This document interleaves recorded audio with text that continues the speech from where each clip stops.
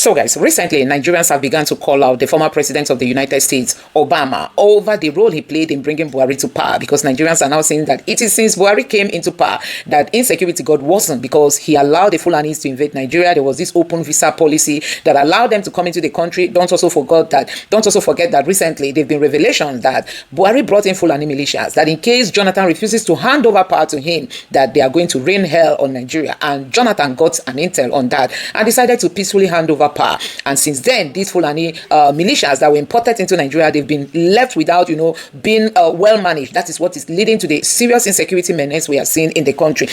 Now, many people also call that people like Amaechi and others who were in opposition, who allowed Obama to play the role he played in the country. We're also told that the Secretary of State then, under Obama, visited Nigeria but did not go to Aso Rock. He was only in Lagos to meet with the opposition, and that was how they helped Buhari to come into power. So you are going to be watching a video where Amaechi has replied Nigerians. He has come out to exonerate himself. But guess what? Jonathan's aide was equally present at that meeting. Jonathan's aide backfired him and, made it clear to Nigerians that they were the people that played the role just to oust Jonathan, and that was how insecurity was imported into Nigeria by the APC. So guys, also an ex-ambassador has come out to condemn the spokespersons for the Tinubu's government on the way they are managing the current situation on Christian genocide, that they are just coming out and making false claims that there is no genocide going on in Nigeria. I'm going to allow you to take a look at the video, but before then, take a look at this. This is coming from the Minister of Foreign Affairs. Like you can see, let me read directly from the tweet. He said, "I appeared on Piers Morgan's flagship program, Piers Morgan Uncensored, where I presented a factual and contextual perspective on the misleading narrative and allegation of religious persecution in Nigeria." He's calling it misleading. So the Christian genocide is misleading, and it is just an allegation. He went further to say, "My explanation, supported by verifiable data, may not have conformed to certain preconceived views. However, for the sake of integrity and transparency, it is essential that the full interview be aired exactly as recorded, without edits or selective omissions. Nigeria's truth must not be distorted to fix external bias." So he attended this Piers Morgan's program, and he's issuing warning that the interview should not be edited. It should be kind of presented the way it happened. So guys, you wonder, what is the Tinubu's government afraid of? This genocide, is it the one everybody's seeing on the social media? Even after Trump issued that warning to Nigeria, these bad guys have gone on killing spree. Even as at yesterday, a community in Benue State was under attack. I mean, you need to see what they are doing. They've just gone out there to be buying people, and still the government of the day is denying it. You must have seen Bola Dane, who also posted, we are telling our own story, and an American fired back at him that the country is being run by a drug baron and a Boko Haram linked vice president. So guys, a whole lot is happening in Nigeria. I'm just going to allow you to take a look at how this former ambassador has taken on the Tinubu's government and the spokespersons for the Tinubu's government, who are coming to even worsen the situation for him, that they are not giving the true facts of what is on ground. Now take your time and watch this video. But before you get into the video of the ambassador, take a look at the moment Amaechi tried to exonerate himself, but Jonathan's aide fired back at him that they were the ones that brought in Buhari, and Buhari allowed the Fulanis to take over Nigeria. They are in almost all the forests in this country, and they are daring anybody that you cannot do anything about it.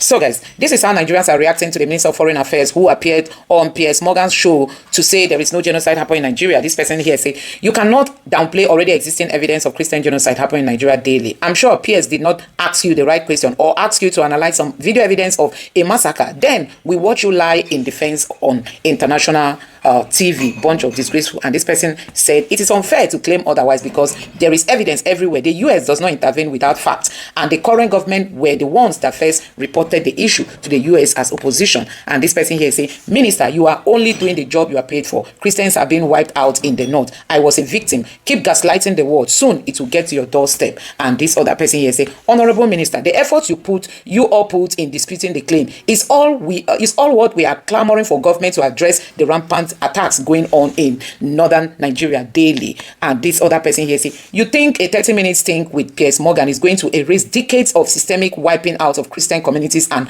unhinged brutality going on in Nigeria, with the government refusing to act, and you call that our story? Think again," because they say it's their story. They are saying there's no genocide. And this person say, "You lie. Carry Christian leaders from the north to this program to tell them their reality. Not you, a Muslim, a member of the oppressive class, doing media around for Christians. The world sees through your deceit." This person is saying you have to take the people who have the experience to go and share, not you, a Muslim, speaking for Christians. And this person here said, the genocide is well documented by Open Doors International. You won't get the truth from a dishonest government minister trying to launder the image of an irresponsible government. And this other person here finally said, at Piers Morgan, whatever a government official from Nigeria tells you is, whatever a government official from Nigeria tells you, take it with a pinch of salt, as they are complicit in the killing happening in the country. Otherwise, why wait for Trump to make a threat before they sit up and pay more attention to insecurity? Who funds, as in who funds it? And this person said, don't believe anything he says. He's speaking for the same government whose policy is to integrate repentant Boko Haram into the military. These terrorists that massacre Christians have never been jailed. Instead, they are handsomely rewarded. It's deliberate. And this person said, the manner you guys are going about this genocide denier is shameful. Gumi, the terrorist negotiator, is in Turkey saying Christians bury empty coffins. You are here with your own narrative in the face of overwhelming evidence. So guys, these are Nigerians reacting after the Minister for Foreign Affairs came out to say he was on Piers Morgan show, you know, to disagree with Nigerians over the killing of Christians. So guys, you can see that the Tinubu's government is not even doing much. Now, take a look at what this ambassador is saying. He's very angry at the way the Tinubu's government is handling this issue, that Tinubu is busy sending his spokesperson to disagree with the reality on ground when there are a lot of evidence everywhere. Take your time, watch this video, and let me know your thoughts in the comment section below. Please don't forget to subscribe and turn on the bell notification. Now take a look. America, I never went to any America. That was here in Lagos. Lagos, I was in the meeting. American government, without anybody petitioning to them. Who are they God? After the president, no other person. So how can I petition the American government? What would they do? But American government came here after speaking to other countries. What they come to do? Good luck, don't rig. If you rig, we will not recognize you. Opposition, if you visit violence, we will not recognize you. So they went to the president and told the president their mind. We are here for free and fair election. Please don't rig. Opposition, if you dare try violence, this is our response to it. But Nigerians say, oh, we went for Christian genocide. We went to report Good Luck. We report him. Do you report the president? The only place you can report a president is either the National Assembly or God. Not America. But you're circulating. Oh, we went to America. We went to America. To do what? I wanted to also make a correction. Of course, you know that a lot of people know me as Goodluck Jonathan's brother. It's not just about being a brother of Goodluck Jonathan. It's actually my spiritual mentor and everything. And I keep studying him as a book, you know, so that I can graduate from his mannerism. But unfortunately, I have not been able to graduate. I might not graduate, but I am learning a lot. Amechi mentioned something here. Unfortunately, it's not on set, and I really would like to put the record straight so that people will know exactly what it was in 2013. It shouldn't be about how mobilization was done.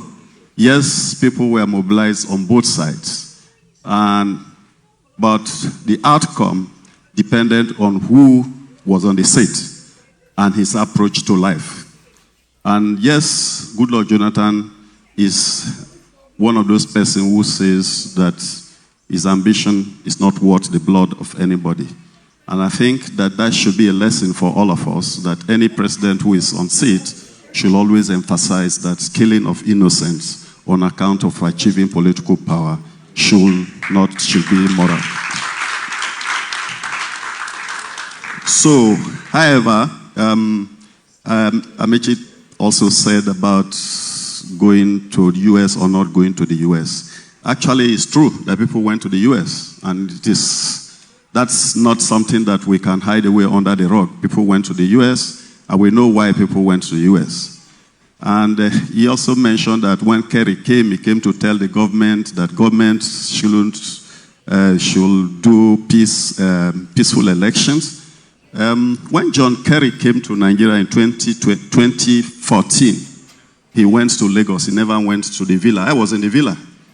He never went to the villa. He came as a private citizen. He didn't come as a guest of the government of Nigeria. And he went back from Lagos. So he met the opposition in Lagos, and he came to make a particular statement to the opposition in Lagos. Now, if you wind a little further, immediately after Kerry came and left, somebody by name David Axelrod.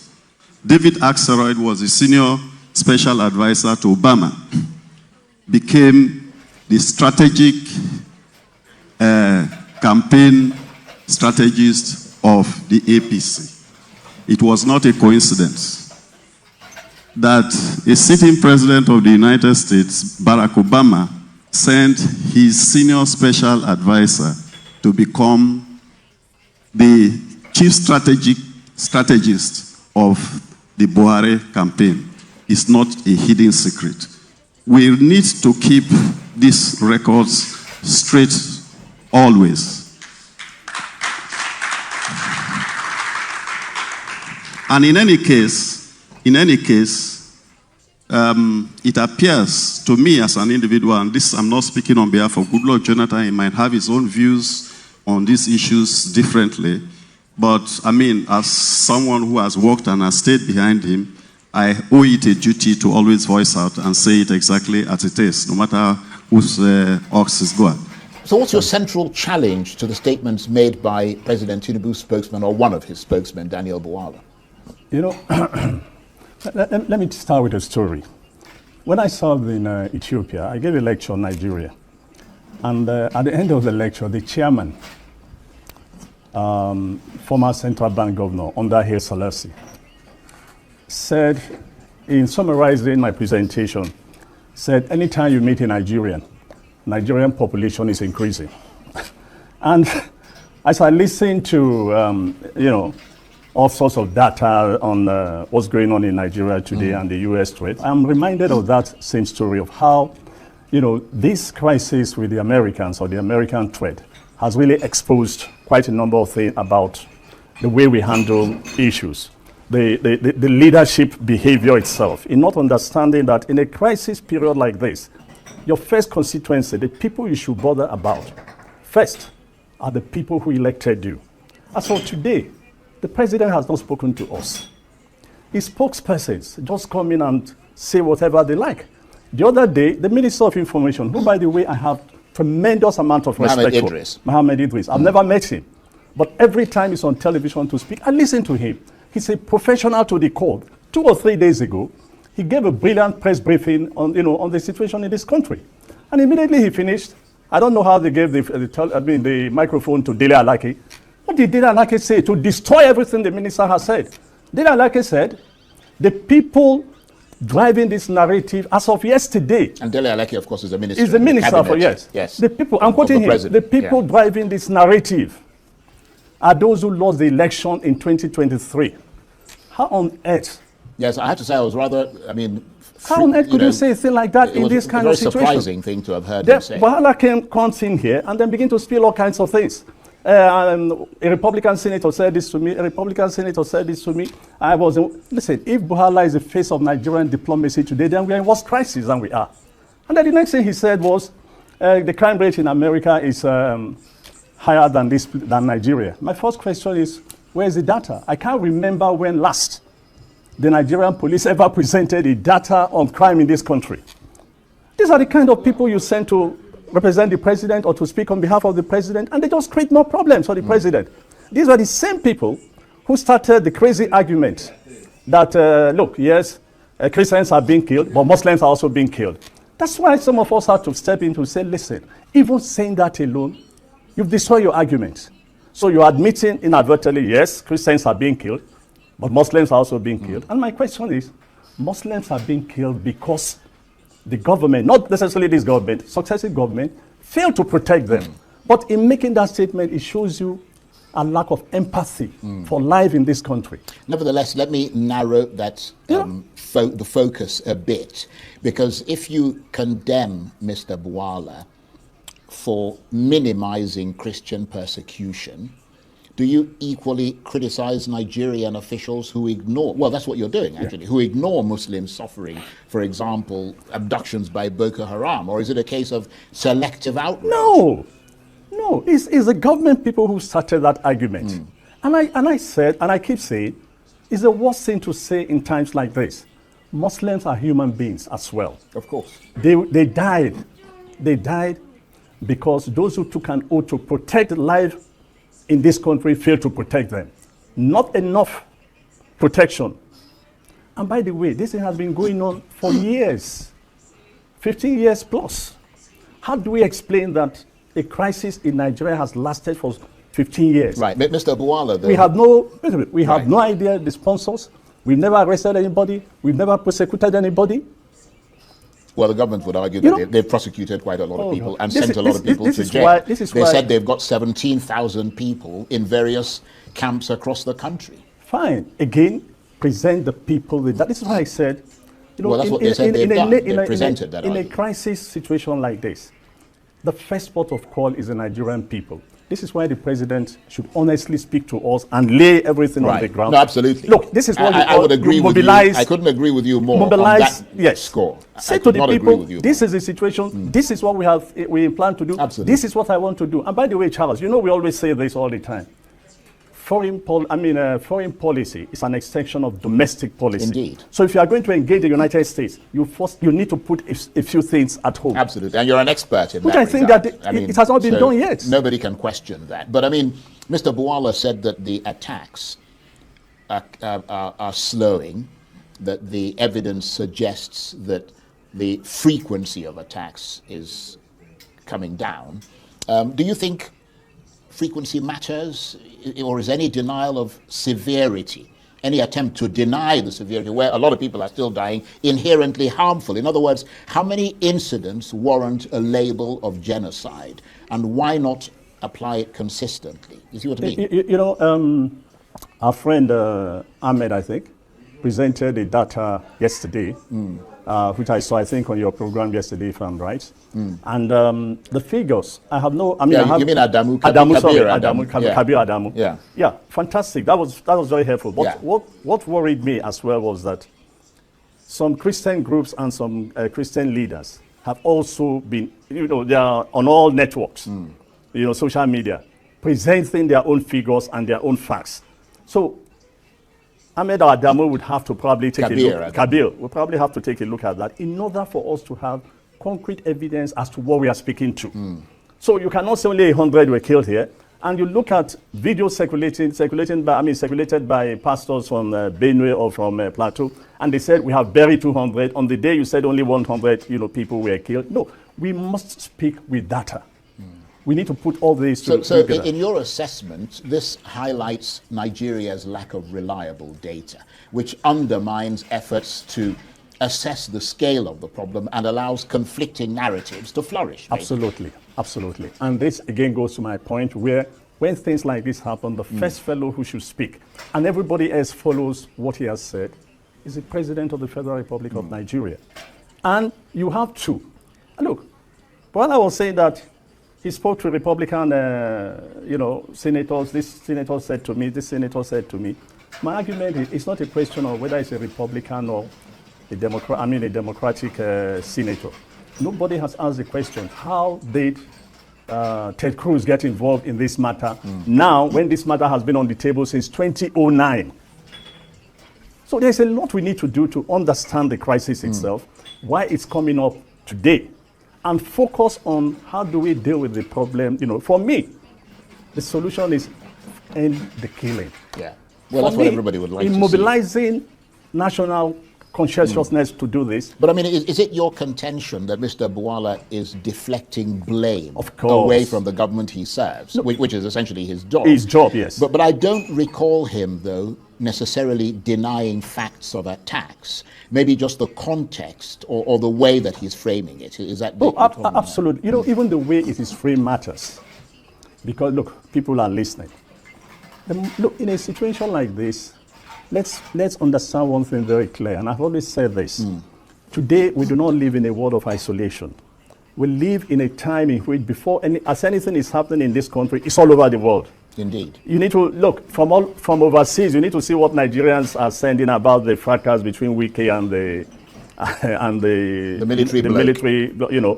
From all over the world. Now, some 10, 20 years ago, that would not happen. And as I've said repeatedly, we joined the service when a diplomat was described as someone sent to lie for the country. Today, no diplomat in his right senses would do that. Well, let me ask you this, since you brought that up. I mean, you were a diplomat yourself. You represented Nigeria in Africa, Europe, America. I mean, you spoke internationally on behalf of the Nigerian government. What's the alternative to the way that Mr. Bwala has been speaking? I mean, should he amplify every tragedy? Is that how you would do it if you were a government spokesman, or is measured analysis needed to avoid inflaming tensions? How would you handle it? No, absolutely. Look, I dealt with this issue in 2009. They can check the records. When I heard that this was a recommendation was going to be made to Mrs. Clinton and then to the president, I think it was Obama then. Fortunately, I was on my way to Washington, and I asked if they can arrange for me to meet the group. And I listened to the group. They made the same, between both of us, I mean, myself and the team discussing this. Look, I did not deny that Christians have not been attacked, but I also made the case that, listen, this is a complex issue involving ABCD, but this is what the government is doing about it. But their grounds all the time was that, their main anger was that, listen, they've been to this country a couple of times, and no official was prepared to speak to them or tell them exactly what they wanted to find out. And I undertook, and I said to them, if I arrange for you to see all the officials you want to meet, will you come back? They gave me their words that they would come back. They came back. And that was how that of 2009 was dealt with. The point I'm trying to make here is that, look, in a crisis like this, speak to the people with data. For those who are affected, don't begin to deny that it did not happen. And this is why when I said that we need to do a lot more internally, there are a number of groups the president would have reached out to say, look, for example, the Arewa Consultative Group, they've been relatively quiet on this issue. But can they undertake to say, for the sake of this country, for the unity of this country, can they reach out to the people in Benue Plateau and the Christian North and say, let's have a dialogue? Yeah, well, they've spoken quite a lot, actually. Yes, They attended Arise's office in Lagos and all the rest. No, it's not a question of attending Arise's office. It's a question of engaging the people. Indeed. Yes, to say, look, we understand what you're trying to say. But you have been quite, I mean, you've been quite strident in saying, and a lot of people would agree with you, that there seems to have been a failure of leadership in this context. Do you believe that external criticism or even interference is legitimate if local leaders aren't living up to expectation? Charles, if you do not want the devil to get into your affairs, lock your doors, lock your window. The devil won't come in. So if we... Unless if he's a ghost. He can except he's a ghost, he can seep through. He wouldn't be bothered by your locked doors, would he? Those who took the issue abroad took the issue abroad because nobody was listening to them in this country. They cried. Even the dead have not received justice. Indeed. And so when they realized, that is why it's so painful. Yeah. So when they realized that nobody was listening to them, nobody was even prepared to sympathize with them, they decided to find something else. Right. People who will listen to them. And look, the good thing about this, though, is the fact that at least generally Nigerians themselves have come to realize the fact that, look, there's a crisis in the north. Right. And that so many people are dying because before people were nonchalant, people were too busy. And in any case, the usual Nigerian attitude, it's not happening in my zone, so I don't give it down. Sod it, yes, basically. But right now, when you look at the social media, when you look at conversation, and everywhere, and jokes, by the way, the comedians are having a big laugh out of this, you find out that Nigerians are more conscious of but let me ask you this, Ambassador Keshi, because, I mean, you are a diplomat, a seasoned, respected diplomat. If you were to frame the messaging on behalf of the Nigerian government going to the world, would you consider it to be reductive to frame this as a Christian versus Muslim issue when the main point here is systemic collapse that affects everyone? How would you frame that? I'll probably choose the second option. Because you see, in framing it as Christian versus Muslim, you are inadvertently admitting that Christians are being killed. So you just have to step away from that. Because if you give that impression... But that's what focused attention on this issue. Yes, that's exactly... That's what got the attention. Yes, that's what got the attention. The President of the United States. So you just got to move away from that, not making that argument that, oh, Muslims also are being killed. No. The best way to frame this is to make people understand the complexity. But you see, the problem again of getting people to understand the complexity is they also begin to doubt the capacity of the country to resolve its problems. How do you explain that this has been going on for 15 years? Yeah. And this is why my position is, forget all the excuses. Forget the Trump, what do they call it, threat. Let's do something more dramatic between now and maybe early next year. So how should that be done? Do you think Nigerians should be pushing their government harder to act? Are we failing to pressure Nigeria's government? I mean, no. Look, because how are we going to do it? The president in putting in place new service chiefs, again gave them the marching order, which I thought was not strong enough. It should have been a deadline to say, look. Yeah, but we've seen deadlines before. No, I'm coming. Look, see. Buhari gave deadlines. No, I've always said it. Buhari spent 8 years giving everybody last warning. Until he left, it was last warning. But the president should have been more specific. I want to believe that the president's order needs to be stronger than I had. Right. And to say to these people, listen, your continuation in this job in the next 6 months depend on ending this crisis. Indeed. And if the president does that, and then speak to us, give us that assurance of other things he's putting in place to ensure that, the de-escalation as his claim is going on, moves very fast. Of course, Nigerians will appreciate it. And then you cannot go and engage the United States and say, look, these are the things we have done, and we're taking care of the problem. Do you think that a U.S. intervention will solve the problem of insecurity, or would it just worsen the already existing issue on ground? This is what the declarators say, that it wasn't it. It will not. Why is it that? Look at it vividly. My Bible tells me I should say the truth, and the truth will set me free. These are people that are enjoying to loot government money by releasing their children, the Almajiris and the rest. They went into kidnapping, robbing people on the way, sending them in all the states, and they do atrocities to the whole nation, and the government knows. And look at what is happening. These people, instead of them to come out and say, thank you, Trump, for coming in to help us. Why? The repentant Boko Haram have been exhausted into Nigerian army and air force, police. Okay, we're going to come to that because that's also another very sensitive issue. And let me tell you, they know, I want to finish, they know definitely nothing they can do before our Nigerian army will arrive at a place where terrorist camp is. The repentant Boko Haram has passed a signal to them that we are coming. When they come to that camp, they will discover it's empty. They have already relocated to another forest. And here is it. When Prom is coming, they are wrecking, say they don't like it because they enjoy the game. But let me tell you something with the question that you asked me.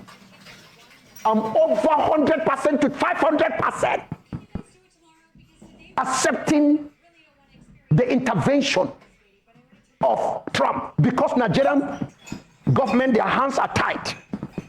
They know. And that is why there's a strong influence into this government to deny that there's no genocide on Christians. But what do you think Trump will do differently if he were to intervene? Do you think he will be able to find the perpetrators quicker, or what? Trump will not find it easy because some senators are sponsors to win election. They use the insurgent to block vote for them, to guide the vote for them, and influence it to come out with a fake, deceitful result. And the next thing, some governors, there's many things that I have secret, I will not say it here. How emirs, very soon, just recently, the whole northern emirs, they meet in the northern part of one of the states. And I know how they condemn the issue, because some of them have been hypnotized, they are in chain. Because if they open their mouth and speak, you see assassination on them. The governors also, some of the governors are sponsors. So you're alleging that some of these attackers are being sponsored by people in power? Some of them that are in power, not all. There are those that are good. Even in the Fulani terrorists, the good Fulani doesn't want this thing to happen. Good Muslims doesn't want this thing to happen. Like coming to the fate of Muslim in the southwest and southeast, south. It's a good fate. But the character of Muslim that is in the north is terrible. So are you able and would you be willing to share proof of some of these persons in power that are sponsoring these attackers? Let me tell you, I have it within me, but I will not say it. I've already taken an oath. I will say this one. Let them take me. I've chosen death. Let them take me. Who will come? The person that will surely sue me to court. That is when I'll come out. Because nobody that is not a sponsor of terrorists will respond. It's only the governors, the senators that have their deep hand that will sue me to court. Until when we read there, I know what God will give me to tell them. Let's talk about the death threats that you allege you're receiving. Yes. So you said that you have even been given a 7-day warning. Then the 7 day, they are busy fasting.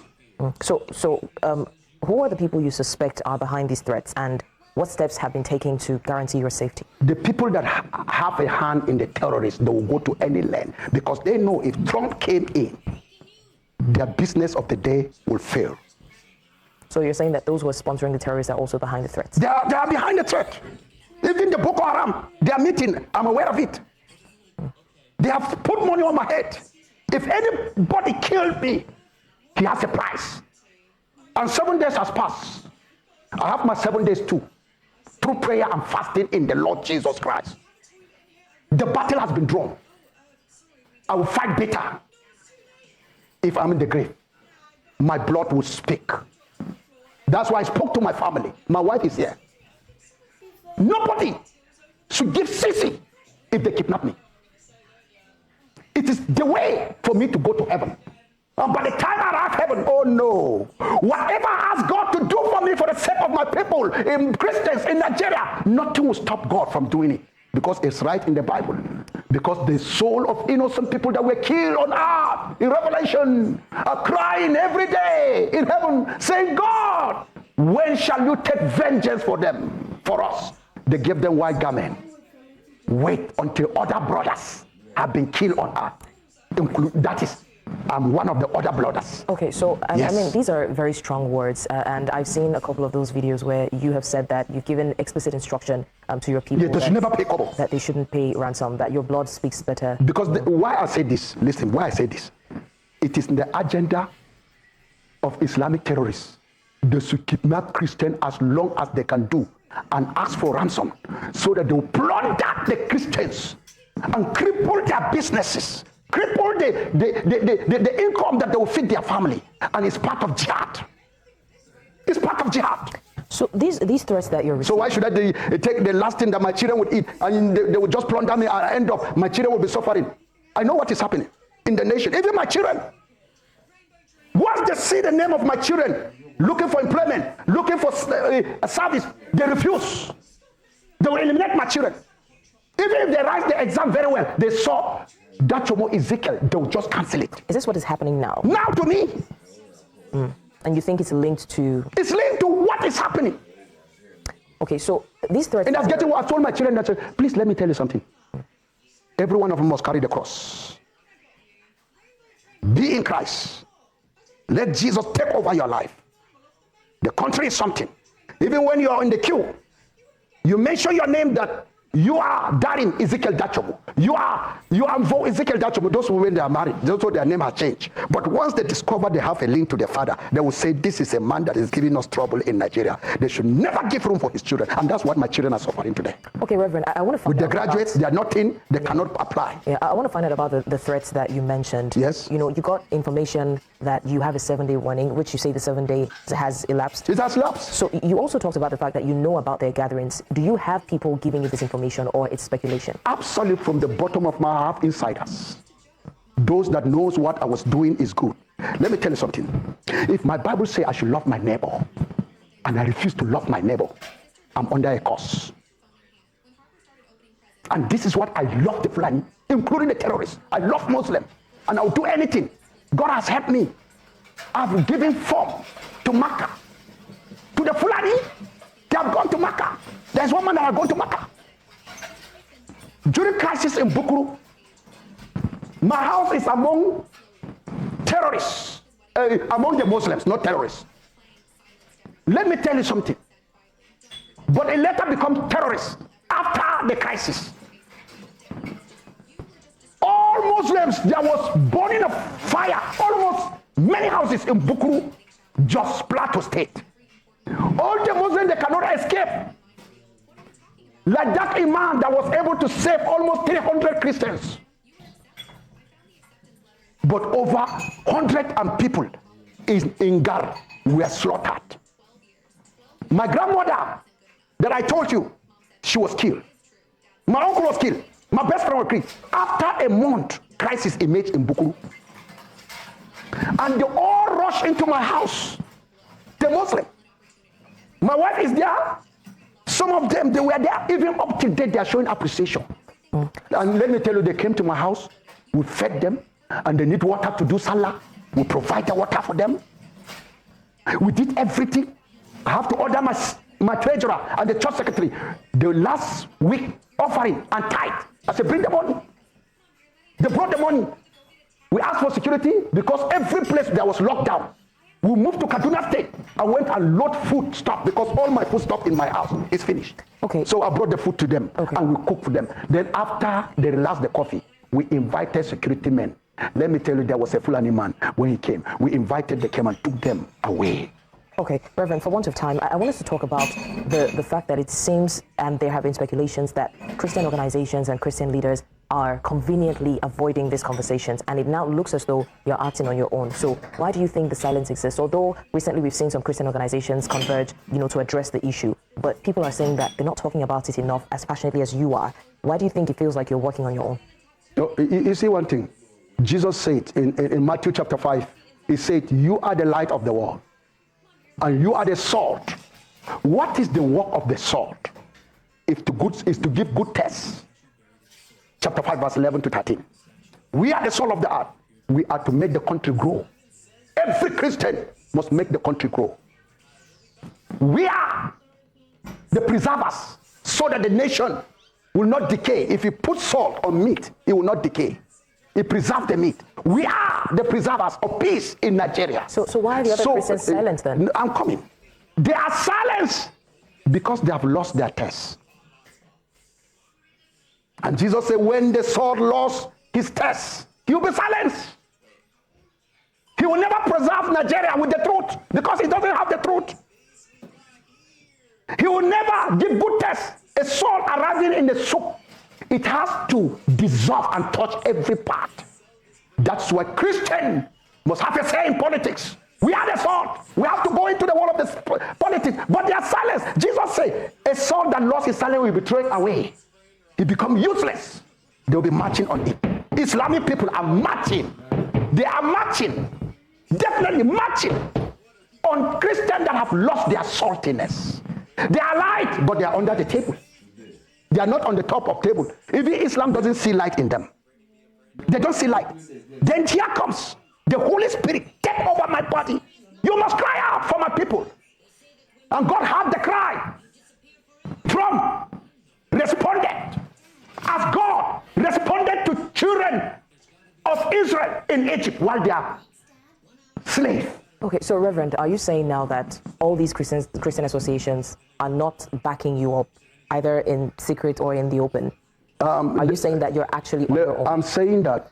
I may not say they are not backing me because there are those that were regretting they are regretting what some of them have said on the social media.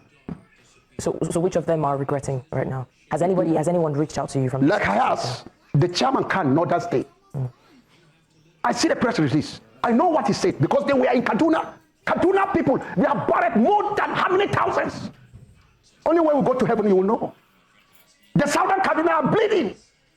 What shocked me more is the issue of that village that they burned people over 200, where that village, the bishop came in Benue.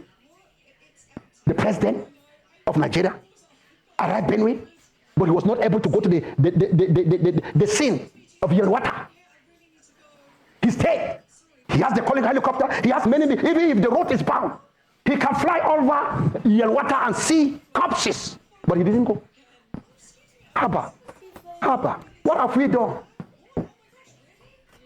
Politically, we are under genocide. We don't have a say in Nigeria anymore. And all the appointed Christians in this government, they are those that have lost their saltiness. They are marching on them. And this is what is happening, my sister. My fellow brothers in the nation, Christians are in pain. All right, Reverend. We must do the work of Saul.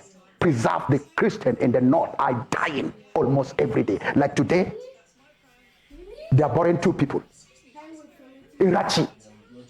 I'm supposed to be there, but I'm here in Lagos. Should I give you the story of raping? I was there in the hospital. If you go to my social media, if you go to Facebook, you will see me live and direct. The Fulani terrorists came into the hospital and seized 2 Christian girls, took them to the bush, raped them, lied themselves. The woman came in the hospital. I was there. I lay my hands on them and pray for them in tears.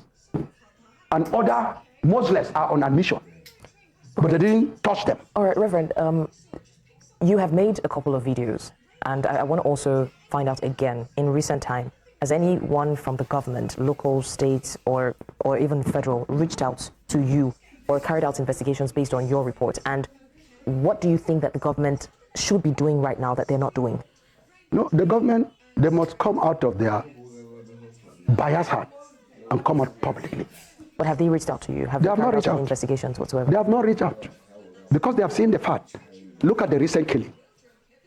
Look at this child was killed. And you are saying it's not a genocide.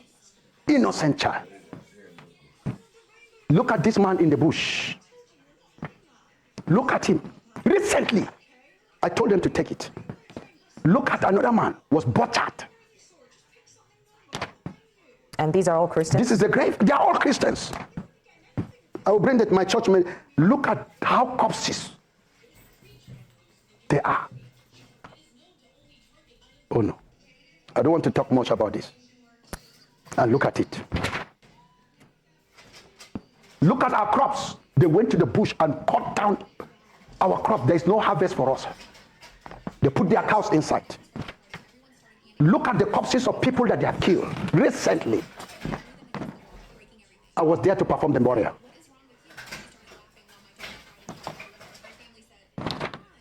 Oh, this one is not clear. Look at the corpse of my church secretary in Yahweh, lying. And this church secretary came from the military sector. They were holding a meeting with the Fulani for peacekeeping. One of the Fulani, they follow him and track him down. They shot him completely. Solo. What will I say? Look at it. It's here. The crops that they cut down. Look at it. Evidence upon evidence out of hundreds of farms that have been destroyed. Now we are thinking with my wife what we are going to do to buy foodstuffs with the support that we are receiving. And you think this has nothing to do with the farmer-herder clashes? It has nothing to do. It's a religion thing. Do you think if we are the Muslim because they want to conquer Plateau? They want Plateau to belong as Nasarawa State. Plateau and Benue, they have war. They will bring in other Sokoto Caliphate. And because we stand tall to be resistance, very stubborn to Islamic jihad, and we know, we have told our children, we are ready to die so that you have a place to live. And what we are passing through is to help Nigeria survive. Christianity in Nigeria must survive in the name of Jesus. All right, Reverend. Look at my church clearly. This picture came out. Look at his corpse. He came there to kill him. I have to look for money and take care of his wife with my wife and the church. We have to go in to help his family. And do you know what this boy was doing? He stood on the ground. God used him to stop cattle rustling. Together with the chairman Yeti Allah of Barkeladi local government. So when we succeeded in stopping the youths of the Fulani, we are not happy. They went and killed the chairman this year, Yeti Allah, who was blocking them not to come and kill us. They eliminate him. And look at the secretary, they're working together, they eliminate him. Then you are telling me that it's not religion, it's a real religion. Look at his corpse. When we invited the army, because we cannot carry the corpse, we have to invite the army because they were there, ambush, waiting for us to come. Then they will do the same thing they did with Senator Danton. When Senator Danton went for burial of over 40 people that were killed, they were waiting on mountains when we are descending into, come and see. Gunshots, practically from different angles. Were some of these attacks targeted at children? Yes. If they found children, let me tell you, I myself, look at it. You say these are corpses in the grave. There are children inside. I will not forget about one woman that up till date is still fresh in my memory. When we came for burial, the Fulani came. She cannot run because she was pregnant. They struck her and put their swords into her stomach. And come and see the festus flying out with her intestines. We have to gather. I was there performing the burial. All right, Reverend, for want of time, you did mention that you were receiving support, and we know that thousands of families have been displaced because of these attacks in Plateau State, neighboring villages. Where are these supports mostly coming from? In fact, this support, let me tell you the truth, is from poor people. Where is my answer? I gave them church account. So many of them decided to say they will not put their money, they want to support the work that I'm doing. They forced me to bring my account. And colleagues, some of them say, give the account. Then I release the account. Do you know, in that donation, you'll find 100 naira donation. Statement, I can release it. 100 naira, 200, 500, 1,000. The highest, there's somebody and his family, they released 500,000. And today, I'm going to take care out of that money, the bereaved that I borrowed. I would see what God with my wife and the widows. On Thursday, I will be meeting with all the widows that their husband have been killed. I've passed circular all over. So with what we have, we'll sit down with the committee of the church, the rural church council, and we'll come up with what they have sent in my account. I say, I will release it with my wife. We say, let us support. And we thank God, the Yoruba people, come and see, Yoruba from the south, they are donating. I said, I shed tears. And even some top politicians, nobody. I didn't see a lot of anybody. Okay. Or anybody from outside the country. All right, Reverend, for want of time. But some people from outside the country are supporting me, 200,000, 100,000. Some will send $200, they convert it into the account, then I will see it in Naira. That's the ordinary, like, citizens. Ordinary citizens, let me tell you. All right, Reverend, I also want to find out, because of our time, you mentioned before this interview that there was a council meeting, a church council meeting, and a resolution was made. Would you like to share what the decision was? I was overwhelmed with joy. This is what we have been waiting for. But I went ahead of the church. I told my youth all over, rise up, the youth in Plateau, rise up and defend yourself to death according to Constitution. Because every time they will kill you, you will see a big young youth running together with his mother and his father into the bush. And they will allow these terrorists to take over the village and do anything. But with our resolution that we took of the Church of Christ in Nation, I love it. Every youth of Church of Christ in Nation, in one of our community, rise up and defend yourself to death with whatever God has laid in your hand. God asked Moses, what do you have? I will use it to save the nation. Okay, Reverend, so the final question now is, what does a peaceful Plateau State look like? What does a peaceful Nigeria look like to you? And what gives you hope that that vision is achievable? Let me tell you what gives me hope is when people enter into the fear of God. Many Christians have rejected Jesus Christ. They don't have room for Jesus in their heart. Imagine what happened to Sodom and Gomorrah. The encounter between the angels and Abraham. Abraham asked them, if we find 50 people in Sodom and Gomorrah, will you spare them? They say yes. He went down to 20. He went down to 10. He said, yes, we'll spare it. But while we're suffering, many Christians have abandoned Jesus Christ. They don't want Jesus to control their heart. When God sees in heaven and say, these are my people, Abba, the insurgent will receive favor. And they will begin to repent. When they see the kind of reflex of Christ dwelling in us, let me tell you, the insurgent, they have even started. They are now surrendering their life to Jesus. There are some that I say they should not come out from Islam. Since they have accepted Jesus, remain there.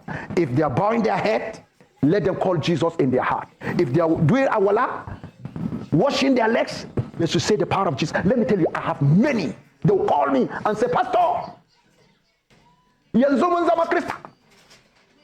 Addu'an da ka yi a television mun karba. What does that mean? It means you see Muslims calling me, who say, Pastor, we have now become Christian. And where are you? We are coming to be with you. I say, no, don't come. We are, based on your prayers, we have accepted Jesus through social media. Okay. Reverend, what is your final message to both Christian and Muslim clerics? In fact, my final message, all Christians should continue to display love, shed abroad over our heart by the power of the Holy Spirit. Let's try our best to show love, and this is what we are doing. I love the Muslims, I care for them, and every Christian must imitate. And to the Muslim side, you know you are. When you choose Nigeria to have peace, Nigeria will have peace. But if you refuse, that Nigeria will not know peace. We will never experience peace. But already Christians are the supplier of peace. When I was invited by Josie, former Josie, into Rukubabara, and they gave me a chance to speak. What do you have to say about the same question you threw to me? My first statement, 7 Muslims were invited from different local government. Christian traditional rulers, generals from the headquarters, they were there with the GOC, and they gave me time and they asked me this question. I stood up and said, if you go to my Facebook, you scout, you'll find it. I say, why is it that one-sided is supplying peace for the nation? My fellow Muslims, why is it that, you know, if you stood on your ground and say you are going to supply peace for us in Nigeria, we will have peace. Now, let's take a look at some of the reactions coming from Nigerians. Let's start with the one where the ex-military chief is saying that Nigerians are suffering at the hands of these bad guys, you know.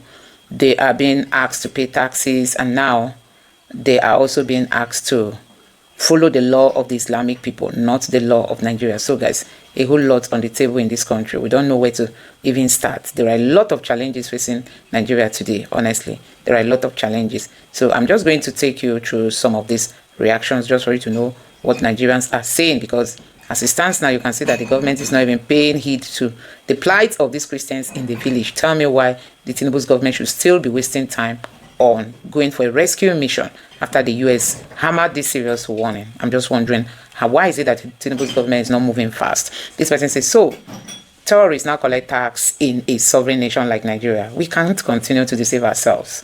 That is what this person is saying. They now collect taxes. Tinubu will collect his own.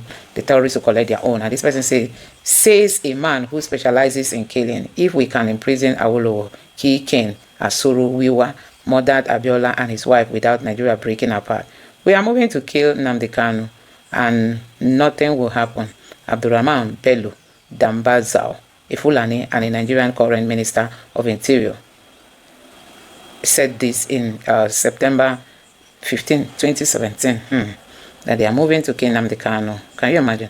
Okay, this same man, is this the same man who is saying this? Okay, says a man who specializes in killing. Jesus, more is being revealed here, you know. Now we have this post of Sheikh Gumi sitting with the bandits, and this other headline here says they are our freedom fighters, reminding the Sultan of Sokoto. And this was the US planning to recognize our region. At the end, the revolution will start in the north. Northern elites, the imam, politicians, sheikhs, etc. brought this to destabilize our country because of their thirsty for power. Enjoy your demon monster northerners. And this one here says, when the same northerners were romancing with the same terrorists, they thought they were doing Jonathan and his government. Now look at what they have brought to themselves. It's really so sad to hear that northerners. Now there is an image here saying Boko Haram, our Muslim brother, shouldn't be buyed like pigs, Minister Pantami. Then we also have another headline here that says Boko Haram are freedom fighters. This coming from Adamu Garba. So you can see the sympathy of the north. That's why these people have been protected for long. They will tell us they are in Zambiza, as if Zambiza is in heaven. They cannot access Zambiza and end these people. If this thing has been nipped on the bud from the beginning, I don't think we'll be suffering what we are suffering today. This person said terrorists are now collecting taxes, making laws for northern Nigerian community. Ex-military chief Dambazoao Sahara reporters. This is not just a fact. It's a national tragedy. Can you imagine? This person says it's a national tragedy. And when Trump speaks, they scream sovereignty. But when terrorists seize communities, collect tax, and impose some laws, they suddenly lose their voices. What sovereignty exists when criminals now govern parts of Nigeria under this shameless, failed regime? That is what this person is saying. And another person here said, this is something we all know about, and we are ready to give them full control of the Arewa 10 states as a dependent Islamic Sharia country. Then the Biafran people will be free and be able to protect themselves. And this person here says, here is all you need to know about those blood-sucking Islamic terrorists collecting taxes. Here is where an Islamic cleric is saying, when they come to take your land, if they preach Islam to you and you don't believe, that they will come back again and preach it to you, that if you don't believe, they will collect taxes or they will buy you, something like that. That is either they collect taxes from you or they buy you. Meaning if they come to your land and preach Islam to you and you don't believe in Islam, that the Quran mandates them to either buy you or collect taxes from you. And this person says, but Nigerian soldiers and politicians will come on Twitter and be bragging about sovereignty. Well, meanwhile, terrorists are collecting taxes and making laws. Can you imagine that? And this person says, no Fulani man will rule Nigeria again. Buhari will be the last Fulani man to rule Nigeria. And he was the worst and triggered this crisis that is happening. Honestly, Nuhu Ribadu is planning to be the next president. That's what we heard, that's the agreement. Tinubu will hand over to him. But you can see the catastrophe they are bringing upon this country. Where was he when people started? When was he when these people started? Did he condemn their acts, and what effort did he personally put to ensure it was checkmated while in office? We should all condemn this terrorist group and call for help as a matter of urgency. And this other person here said, let's divide this country. Let everyone go his separate ways. The Northerners already have a government. They don't need to draw the rest of the country backward and stagnant. When the Southerners talk or cry about the abnormality happening in the North, they are quick to be on the defensive, claiming the Southerners are worse and should mind their business. So guys, this country, you can see the division among this country is unbelievable. Now, this person said, because terrorism is now instituted culture in the cold North, Hausa Fulani Muslim region of Nigeria. That's why much impunity and audacity is tolerated and welcomed than to accept U.S. military foot on ground to wipe out the monsters since Nigeria government and military has failed. Instead of them to support Trump, they are burning American flag. Instead of them to be concerned about terrorists making laws for their communities, they flooded the social media with propaganda. 1914 was a serious mistake. So this is what some Nigerians are saying. You know, he was a minister of internal affairs and a former chief of army staff. Where terrorists not collecting ransom, yet this uncircumcised, and no, I don't want to use those languages on people. And this other person say, if this isn't enough reason to say Nigeria is a country of serious concern, then I wonder what is those shouting sovereignty up and down. Where them they? The US cannot come and help you end terrorism because in your proud mind, Nigeria is a sovereign state, yet foreign terrorists can seize your country and even collect tax. Do you know the level of temerity it would take for a group of foreign terrorists to not just reside in your country but start collecting tax? It's really, really so shameful. Honestly, really, really so shameful where we are as a country. Anyway, guys, I'm going to stop it here. This last one here says, I thought they are freedom fighters. Have they forgotten their freedom and now establishing a new government? After committing treason, government will use taxpayers' money to care for them and their families in the name of repentant terrorists. What kind of country is this? What kind of country is this? All of you northern elite leaders are abysmal failure. You failed your people, you failed your region, you failed your faith, you failed your oath of office, you failed Nigeria. Shameless leaders, always discussing the problem but never implementing any solution. They will continue to meet for years and insecurity will continue until they man up and take tough decisions. Government people the right, give people the right to bear deadly arm. Let everyone have a gun at home. Chase Fulani headsmen away from all forest set up ranches for them in their home states. Bring your cows in trucks to sell everywhere. Go into the forest and eliminate all the terrorists. Simple. So these are some of the reactions from Nigerians. Anyway, guys, let me know your thoughts on this in the comment section below. Please don't forget to subscribe, turn on the bell notification. Thank you. So guys, the PFM president was on China's television to appeal to the federal government to end this kind of Christians. Now, let me take you through some of the reactions from the video. This person say, stop the killing of Christians in northern Nigeria. This person say, the intimidation of Christians are unbelievable. And this person say, what is going on in Nigeria is what is called ethnic cleansing. Indigenous people are being driven off their land. Their houses are being burnt. Their crops farm are being destroyed, and indigenous people who are mainly crop farmers are being killed. This is what is called ethnic cleansing. Hi. And this person said, you see, the media will not report any of these killings. They are busy arguing if only the Christians were killed or whether it was genocide. Wicked media bandits. Honestly, the way the media houses are handling some of these things, say that they don't hear. If you go to Sahara Reporter is that one media house that always report what is happening in Nigeria. Like almost on a daily basis, you have Sahara Reporter talking about insecurity. These are the ones that were captured though.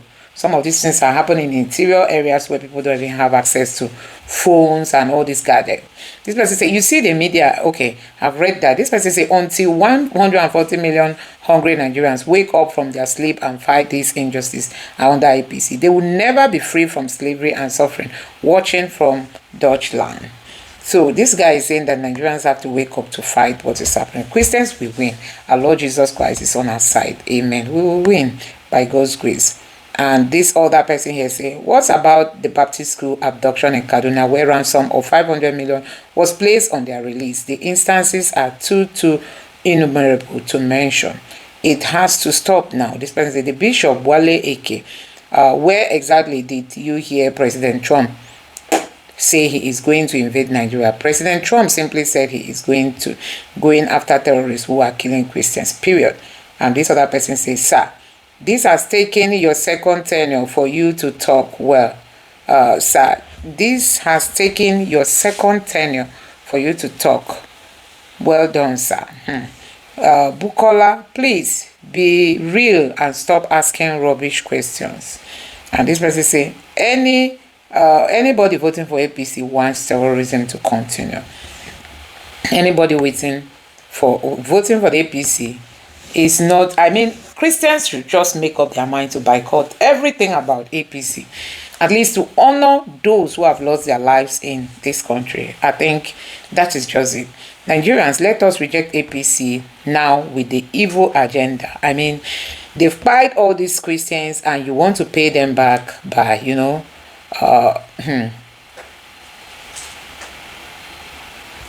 So a whole lot is happening. This person said the Sharia law should be abolished in the northern states practicing it.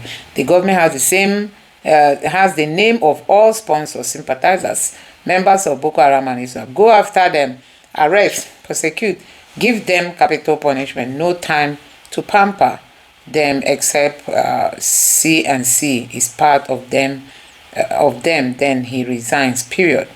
And this person here said, where in the world did America propose military invasion of Nigeria? You see the useless media practitioners who deliberately distort the narrative, knowing fully well that isn't the case, are the real albatross in disguise.